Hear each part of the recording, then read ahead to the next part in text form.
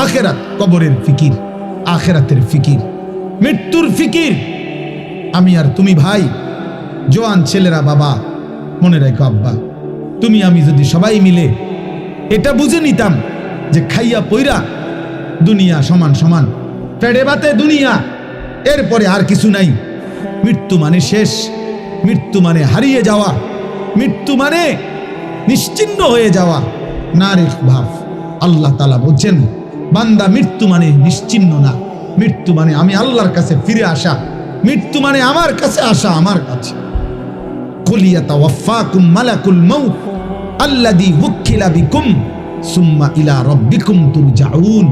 আল্লাহ কোরআনে বলেন, হে নবী আপনি বলে দেন তোমাদের সকলকে আমি আল্লাহর পক্ষ থেকে নির্ধারিত ফেরেশতা মালাকুল মউত আজরাইল তোমাদের মৃত্যু ঘটাবেন এবং অতঃপর তোমরা সকলেই ইলা রাব্বিকুম তুরজাউন, তোমাদের রবের কাছেই ফিরবে। মৃত্যু মানে হারিয়ে যাওয়া না, মৃত্যু মানে আল্লাহর কাছে ফিরে যাওয়া। কুরআনুল কারীমের মধ্যে আছে, আল্লাহ বলেন ফাকাশাফনা আনকা গিতাআকা ফাবাসারুকাল ইয়াওমা হাদীদ। আল্লাহ বলেন মৃত্যু মানে তোমার চোখে, তোমরা মনে করেছো মৃত্যু মানে এই লোকটা চোখ বন্ধ করে ফেলছে আর কিছু দেখে না। আল্লাহ বলে না বান্দা, দুনিয়ার এই অংশ থেকে আমি তার চোখ বন্ধ করছি। মৃত্যু মানে আমি তার চোখ আগের চাইতে পাওয়ারফুল করে দিয়ে কবর থেকে এবার এমন চোখ খুলে দিছি যে কবরের মাটির থেকেই সে জাহান্নাম পর্যন্ত দেখতে পাবে। এই জন্য মৃত্যুর মাধ্যমে মানুষের চোখের দৃষ্টি কমে না, বাড়ে। ফাবাসারুকাল ইয়াওমা হাদীদ, আজ তোমার চোখের দৃষ্টি আল্লাহ বলছে মৃত্যুর পরে আরো তীক্ষ্ণ, আরো বেড়ে গেল, বেড়ে গেল। এখন তো আমি আধা কিলো দেখি না, কিন্তু মৃত্যুর পরে চোখ বন্ধ করার পরে দুনিয়া থেকে কবরে গেলেই মানুষ কবর থেকে এই চোখ দিয়েই জান্নাত কিংবা জাহান্নাম সরাসরি দেখবে। চোখের পাওয়ার বেড়ে যাবে, চোখের দৃষ্টি বেড়ে যাবে। এই জন্য মৃত্যু মানে হারিয়ে যাওয়া না। এই একই কথা আল্লাহ তাআলা বারবার বলছেন, বারবার। আমরা হুজুররা, আমরা মোল্লা, আমরা মৌলবী, আমরা এই হুজুর, আমরা জীবন আপনাদেরকে আখিরাত, কবর, মৃত্যু, পরকাল এ কথা মনে করাই। কেন? অনেক মানুষ বিদ্রুপ করে হুজুরদের কাছে, আর কোনো কথা নাই, কেবল কবরের কথা কয়, কেবল আখিরাতের কথা কয়। হ ভাইয়া, আর কোনো কথা নাই। ডাক্তারের কাছে কেবল চিকিৎসার কথা, ইঞ্জিনিয়ারের কাছে কেবল বিল্ডিং প্ল্যানিং এর কথা, রাজমিস্ত্রির কাছে কেবল ইট বালু সিমেন্টের কথা, কাঠ মিস্ত্রির কাছে কেবল কাঠ, টিন, জলুই ফেরেক এটারই কথা। যে যেই কাজ করে তাকে ওই কথা বললে ওইটাই মানায়, সে অন্য কথার পণ্ডিতি করলে এটা মানায় না। মোল্লা, মুন্সি, মৌলবী, আলেম, ওলামা, আমাদের জিম্মাদারি আল্লাহর বান্দাদেরকে আখিরাতের দিকে তৈরি করা, পরকালের জন্য তৈরি করা। আর খোদার কসম, এটাই সত্য যে আখিরাতের প্রস্তুতি, আখিরাতের চিন্তা এটাই শ্রেষ্ঠ প্রস্তুতি, এটাই সর্বশ্রেষ্ঠ চিন্তা। আপনি মরে গেলেও আপনি চিন্তা করেন না আপনার ফুট বাঁচবে। আমি মরে গেলে, অনেক মানুষ আছে না, আমি মরে গেলে আমার জি ফুটটি কেমনে জানি চলবো। আমনের বাপ মরাতে আপনি যেমনি চলছেন, এই আমনে মরার পরেও আমনের জি ফুট এমনি চলবে। আপনি কোনো টেনশন করেন না। আপনি এত মিথ্যা বলার দরকার নাই। আপনি এত সুদ, এত কিস্তি, এত বাটফারি, সিটারি জিফুতের লাইগা করছি না, না, লোভের কারণে করছেন, স্বার্থের কারণে করছেন। কোন সুদখোর মনে রাখবেন স্ত্রী সন্তানের প্রতি দরদি না। কোন কিস্তিখোর যারা কিস্তি নেয়, এই হারামখোর মূলত স্ত্রী সন্তানের মায়ায় না, লোভে লোভে লোভে। আপনাকে বলে নাই বেটা স্ত্রী সন্তানকে হারাম দ্বারা পালতে, হারাম দ্বারা তার সংসার করতে। আপনাকে আল্লাহ বলে নাই, নবী বলে নাই, রাষ্ট্র বলে নাই, মেম্বরে বলে নাই, চেয়ারম্যানে বলে নাই, এই পৃথিবীর কোনো পাগলেও বলে নাই। আমনের লোক আপনারে সুদ খাওয়াইছে, আমনের লোক আপনারে কিস্তি নেওয়াইছে। আপনি হারামখোর মিয়া। কোন হারামখোরের সন্তান মানুষ হয় না, আমি বলে গেলাম, লিখিত দিলাম, লিখিত। সুদখোরের সন্তান মানুষ হয় না। কিস্তিখোরের সন্তান মানুষ হয় না, ঘুষখোরের সন্তান মানুষ হয় না। যদি বলেন মানুষ হইছে, আমারে বলেন, আমি দেখতে যাব। আপনি কি দেখাইবেন? মানুষ হয়েছে মানে হেতন পয়সা ইনকাম করে, 1 লাখ টাকা বেতন পায়। 1 লাখ টাকা বেতন পাইলে হেতনে মানুষ কয়? আপনার এটা কে বলছি? কোথায় লিখছে? কোথায়? সে উপার্জনে না শিখছে মিয়া, সে পয়সা রোজগার করা না শিখছে আপনার সন্তান। টাকা উপার্জন করলে তো মানুষ হয়েছে বলে না। এই পৃথিবীর কোন অভিধানে, কোন ডিকশনারিতে কোথাও কথা লেখা নাই যে মানুষ কাকে বলে। যে উপার্জন করে টাকা, তাকে মানুষ বলে? তাকে বলে মানুষ মিয়া? কোথায় লিখছে এটা বলেন? পৃথিবীর কোথায় লিখছে এ কথা? ইনসান তো ভিন্ন কিছু, ইনসান তো ভিন্ন কিছু। উপার্জন, নিজের খাবারের চাহিদা পূরণের জন্য প্রয়োজনীয় জিনিস সংগ্রহ, এটা তো পিঁপড়াও করে। একটা পিঁপড়াও তো এই পৃথিবীর সবচেয়ে বেশি শক্তিশালী, এই পৃথিবীর সবচেয়ে শক্তিশালী প্রাণী কি? পিঁপড়া। পিঁপড়াই পৃথিবীর সবচেয়ে শক্তিশালী প্রাণী, যে তার ওজনের চাইতেও ভারী জিনিস বহন করতে পারে। একটা হাতি সমপরিমাণ আরেকটা হাতি কান্দে লইতে পারত না, বুঝেন না? কিন্তু একটা পিঁপড়া তার নিজের চাইতে ভারী জিনিস বহন করতে পারে। এই জন্য পিঁপড়া সবচেয়ে শক্তিশালী প্রাণী, সে তার অবস্থানের চাইতে বেশি জিনিস নেয়। এই জন্য ভাইয়া, বাবা, আখেরাত ভুলবেন না। বাবাদেরকেও বলি, আমার সাফ কথা, একটা লোক, আমি তো চ্যালেঞ্জ করছি, কোন বাপ, একজন বাবা এখানে দাঁড়িয়ে বলেন যে আমি সুদে কিস্তিতে 12 লাখ টাকা লইয়া আমার ফুতেরে বিদেশ পাঠাইছি, হুজুর আল্লাহ জানে আখেরাতে আমারে মাফ করে, আল্লাহ জানে আমার কবরের আযাব মাফ করে দে, এই আশায় আপনি এখন খারাপ এনে দাঁড়াই বলেন, আপনি ছবি উঠাবেন, সবাই ছবি উঠাবেন। এবার যে এবার সুদে টাকা লইছে, লইয়া কিস্তিতে টাকা নিয়া এবার ফুতেরে বিদেশ পাঠাইছে, আল্লাহ জানে উনারে এবারে জাহান্নাম থেকে মুক্তি দেয়, আখেরাতে জানে মাফ করে, এই আশায় এটা এখন কম। আসেন এখন আসেন, বলেন, একজন লোক বলেন, বুঝেন নাই কথা আমার? বলেন, আপনি সুদে টাকা নিছেন আখেরাতের আশায়? কথা বলেন না কেন? আপনি কিস্তিতে টাকা নিছেন আখেরাতের আশায়? জাহান্নাম থেকে বাঁচার আশায়? দুনিয়ার লোভে। আপনি এটা বুঝছেন আপনার ছেলেটা এখন আমি 12 লাখ টাকা দিলে এটা আমার একটা টাকা উপার্জনের মেশিন, আমি একটা মেশিন বইয়ে এলাম, এরপরে হেতে টাকা দিব। তা নাই তো বলেন, দুনিয়ার আশা ছাড়া, সম্পদের আশা ছাড়া বাড়ি করবেন, বিল্ডিং করবেন, জমি কিনবেন, সংসার চালাইবেন, বাজার সদাই খাইবেন, আপেল মালটা খাবেন, এই তো দুনিয়াই হইল। তো আখেরাত? আখেরাত ভুলে গেলেন, বাবাও ভুলে গেলেন, সন্তানও ভুলে গেলেন। আপনার ছেলে উপার্জন একদিন কর্মে না গেলে আপনার মনে গুসা হয়, কিরে ফুর্তি কি শুরু করলি, কামে যাস না কা? কিন্তু আপনার ছেলে 365 দিনে, খোদার 1 বছরে একদিনও ফজরের নামাজ পড়ে না, একটা দিন পড়ে না, এত বড় জানোয়ার মুসলমানের ঘরে ঘুমায় কেমন? পরে জিজ্ঞাসা করেন না, ওই ছেলেটাকে জিজ্ঞাসা করেন, তুই মানুষ না জানোয়ার? পরে বলতে পারো। একদিনও তুমি 365 দিনে মুসলমানের ঘরে জন্ম নিয়ে তুমি একদিনও ফজরের নামাজ পড়বা না? তোমার আল্লাহ নাই, তোমারে কেউ বানায় নাই, তুমি মাটির তলের থেকে বাইরিছ, তুমি আসমান থেকে পড়ে গেছ, তোমার কোনো সৃষ্টিকর্তা নাই, তিনি তোমার কাছে কিছু চায় না। আস্তাগফিরুল্লাহ, আস্তাগফিরুল্লাহ।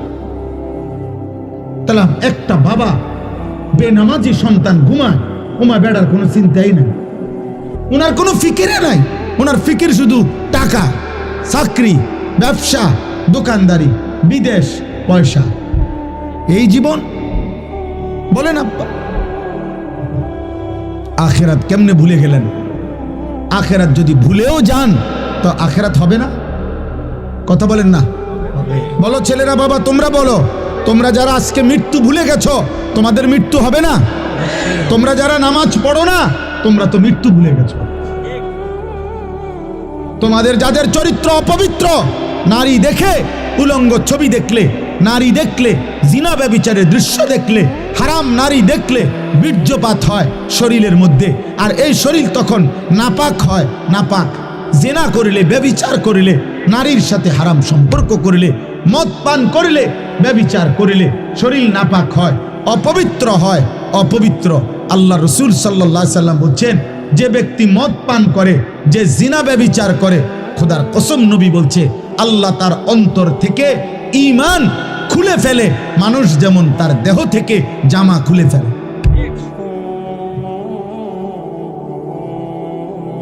মান জানা ওয়া শারিবাল খামরা নাযা আল্লাহু মিনহুল ঈমান কামা ইয়াখলাউল ইনসানু আল কামিসা মিন রাসিহি। ঈমান খুলে ফেলে বেটা। এই অবস্থায় যদি মৃত্যু হয় নাফরমান, মনে রেখো সে মৃত্যু কি মৃত্যু হবে। আল্লাহ রাসূল সাল্লাল্লাহু আলাইহি সাল্লাম বলেন, বুখারীর হাদিস, লা ইয়াজনি জানি হিনা ইয়াজনি ওয়া হুয়া মুমিন। কোন ব্যক্তি যখন জিনা করে, ব্যভিচার করে, কোন মেয়ের সাথে হারাম সম্পর্ক করে, খোদার কসম নবী বলছে সে মুমিন থাকে না। লা ইয়াশরাবুল খামরা হিনা ইয়াশরাবু ওয়া হুয়া মুমিন। নবীজি বলছে যে নেশাখোর মদ পান করে, আল্লাহ রাসূল বলছে সে মুমিন থাকে না। লা ইয়াসরিকুস সারিকু হিনা ইয়াসরিকু ওয়া হুয়া মুমিন। আল্লাহর নবী বলেন যে চুরি করে, চুরি করে, আল্লাহর কসম নবী বলছে। আর চুরি শুধু নামওয়ালা চুরি না, যেখানেই আপনি কাউরে ওজনে কম দিলেন এটা চুরি না? কথা বলেন না কেন? রাষ্ট্রের সম্পদ যারা চুরি করে তারা চোর না? জনগণের সম্পদ যারা চুরি করে তারা চোর না? ভদ্রলোক, আপনি কথা তো শুদ্ধ কর। একেবারে স্যুট পরা, বুট পরা, একদম টাই টুই লাগানো, আপনি তো বাস পান। মিথ্যা কথা বলেন। আপনি তো এক খোসা দিয়ে 100 কোটি টাকা মেরে দিচ্ছেন, তাহলে আপনি তো শুদ্ধ চোর। আপনি তো কথা তো শুদ্ধ বলেন। এই জন্য বললাম আব্বা, দুইটা শব্দ ইংরেজি বলা, প্যান্ট পরা, স্যুট পরা, শুদ্ধ ভাষায় কথা বলা, টাকা পয়সা উপার্জন করা, এর নাম মানুষ না। মানুষ ভিন্ন কিছু, ইনসান ভিন্ন কিছু, ভিন্ন কিছু। যদি বলেন আপনাদের হুজুরদের মধ্যে তো এরকম অনেকের থাকতে পারে ত্রুটি, হ্যাঁ থাকতে পারে, আমি কি অস্বীকার করছি নাকি? হুজুর হিসাব দিবে না? কথা বলে না কেন? ইমাম সাহেব হিসাব দিতে হবে না? ইমাম সাহেব কি বেহেশত টেন্ডার লয়ে রয়েছে নাকি? তাইলে বক্তা সাহেব কি বেহেশত? আমি কি এখন বেহেশত থেকে আসছি? আমি ক্যান্টনমেন্ট থেকে আসছি, সাহেবের বাজার থেকে। হিসাব আমাকেও দিতে হবে, আপনাকেও দিতে হবে। এজন্য আমিও চেষ্টা করি, আপনিও চেষ্টা করবেন। আমি তো আল্লাহকে সাক্ষী রেখে বলতে পারি ইনশাআল্লাহ। আপনি বলেন, আমি বলি, আমি 5 ওয়াক্ত নামাজ আজকে জামাতের সাথে পড়ছি। আপনি দাঁড়ান, যুবক ভাই তোমরা তো বলো। এই জন্য একজন আরেকজনের কাঁধা ছোড়াছুরি করলে হবে না। আপনারও তো দোষ আছে না, আপনারও তো দোষ আছে, এ কথা বললে হবে না আব্বা। আপনার দোষ আমার দোষ প্রশ্ন না। আমাদের প্রত্যেকেই আল্লাহর সামনে যেতে হবে, আখেরাতে যেতে হবে। এই গুনাহ থেকে বাঁচতে হবে, গুনাহ থেকে বাঁচতে হবে। প্রতিটা গুনাহ বাবা, প্রতিটা গুনাহ, প্রতিটা পাপ, খোদার কসম আল্লাহর নবী বলছেন, ওয়া ইন্নাল ফুজুরা ইয়াহদি ইলান নার। নবীজি বলছেন, উম্মত প্রতিটা গুনাহ তোমাদেরকে জাহান্নামের দিকে টেনে নিয়ে যাবে। এই নারী ছবি, এই নাচ গান, এই অশ্লীলতা, এই বেহায়াপনা, এই অসভ্যতা, এই নোংরামি, এই মদ জুয়া, সুদ ঘুষ কিস্তি, আমাদের মা বোনেদের বেপর্দা জিন্দিগি। আহা, আপনাদের ঘরে এখন আর আপনারা নিজ চোখে দেখা আপনাদের এক এক মেয়ে, আপনাদের বোন, আপনাদের কন্যা, আপনাদের স্ত্রী বেসামাল, বেসামাল, মন মতো পোশাক পরে, মন মতো জামা গায়ে দেয়, কত রঙে, কত ডিজাইনে, কত ঢঙ্গে সাজে, রাস্তায় রাস্তায় ঘুরে, বাজারে মার্কেটে প্রতিনিয়ত ঘুরতে থাকে।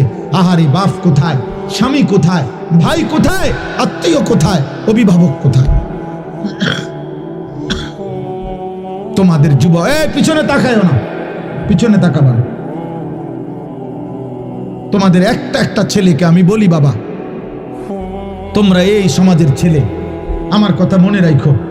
তোমরা যেভাবে আজকে নামাজ ছাড়া এই মোবাইলে আসক্ত হয়ে তোমরা যেভাবে নারী ছবি আসক্ত হয়ে গেছ, তোমাদের আগামী 10 বছর পরে আল্লাহ চাহে তো হায়াত দিলে আজকে তোমাদের যাদের বয়স 14, 16, 18, 20 বছর, তোমরা প্রত্যেকেই হারাম প্রেম তালাশ করছো, তোমরা প্রত্যেকেই কোনো না কোনো মেয়ের সাথে সম্পর্ক করতে চাচ্ছ, তোমরা নামাজ ছেড়ে দিচ্ছ। আমার আব্বা মনে রাখো, আগামী 10 বছর পরে, আগামী 15 বছর পরে হতে পারে তোমাদের তখন বিয়ের প্রয়োজন হবে, তোমার বোনেরও বিয়ে দিতে হবে, তোমারও বিয়ে করতে হবে। পবিত্র স্বামী তোমার বোনের জন্য একটা নেককার পবিত্র ছেলে কই বাবা, তোমার জন্য একটা চরিত্রবান মেয়ে কই পাইবা? তোমরাই তো তোমাদের সমাজ শেষ করে দিচ্ছ। আমার কথা হাসি দিয়ে উড়াই দিও না, একজনও ভাইবা, একজন। তোমার সমাজ তো তুমি। তোমার যদি কোনোদিন এক ওয়াক্ত নামাজ পড়তে মন না চায়, তো তোমার সমাজের বাকি ছেলেদের কি অবস্থা? তুমি যদি দিবানিশি নারী ছবি দেখো, তোমার যদি সারাক্ষণ মোবাইলে উলঙ্গ ছবি দেখতে মন চায়, তোমার স্ত্রী যে হবে তার চরিত্র কি হবে? রাবেয়া বস্রী। তোমার বোনের যে স্বামী হবে ওর চরিত্র কি হবে? ও কোত্থেকে আসবে? ও তো আলগা গ্রহ থেকে, মঙ্গল গ্রহ থেকে আসবে না, ও তো এই সমাজেরই বেড়ে ওঠা মানুষ, ও তো এই সমাজের বেড়ে ওঠা মানুষ। আমরা এখন নিজেরা বুঝি, ছোটবেলায় মাদ্রাসায় আমরাও পড়ালেখা করছি বাবা, আর এখন আমরা মাদ্রাসায় পড়াই বাচ্চাদেরকে, খুব কষ্ট হয়, বেশি কষ্ট হয় বাচ্চাদেরকে এখন পড়াইতে। কেন? একটা বাচ্চা আপনার তার বাড়িতে গেলে তার চারিদিকে তার বাড়ির চাচাতো ভাই, মামাতো ভাই, ফুফাতো ভাই, জ্যাঠাতো ভাই, খালাতো ভাই, আপন বড় ভাই, আপন মা, আপন বোন, প্রত্যেকের হাতে দেখে একটা একটা বড় মোবাইল, সবাই ছবি তুলতেছে, ভিডিও করতেছে, সবাই আপনার নাটক দেখতেছে। এর মাঝখানে এই একটা ছেলে, সে তখন নিজের বড় অসহায় মনে করে যে আরে আমার বোন মাদ্রাসায় পড়ার কারণে আমারে বন্দি করে রাখছে, আমারে জেলখানা দিয়ে রাখছে, আমারে আবদ্ধ করে রাখছে, আমার জীবনের কোনো সুখ নাই, আনন্দ নাই, আমার কোনো উল্লাস নাই। এই কারণে প্রতিনিয়ত আমরা মাদ্রাসা চালাই বাবা, প্রতিনিয়ত বাচ্চাদেরকে অভিভাবক আইসা কাঁদে যে হুজুর কোনোভাবে মাদ্রাসায় পড়াইতে পারতেছি না, রাখতে পারতেছি না, কেবল ছুটে যায় বাচ্চা, কেবল ছুটে যায়। কারণ চারিদিকের গুনার এই আয়োজন দেখে তার নিয়ন্ত্রণ করা একা কষ্ট হয়। তুমি বলো বাবা, তুমি বলো, বুঝতে দেখো, বুঝতে দেখো।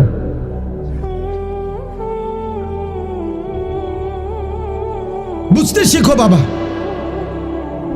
এই সমাজ নিরাপদ হবে না।